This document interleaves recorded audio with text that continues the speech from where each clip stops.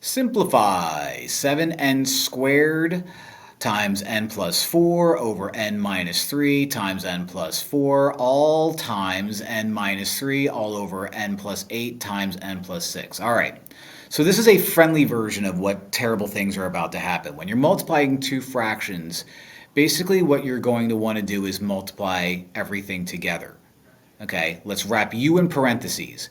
Now when you multiply two fractions together, and if all you're doing is multiplying across the top and multiplying across the bottom, you're allowed to cross things out if the stuff up top and the stuff on the bottom are the same.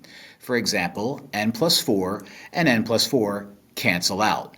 N minus 3 and n minus 3 cancel out. Now what that leaves us with is 7n squared in the numerator and n plus 8 times n plus 6 in the denominator. Now, in order to really simplify this, what we ought to do is FOIL out the bottom. So let's leave 7x or n squared in the numerator all alone. N times n is n squared. N times 6 is 6n. 8 times n is 8n.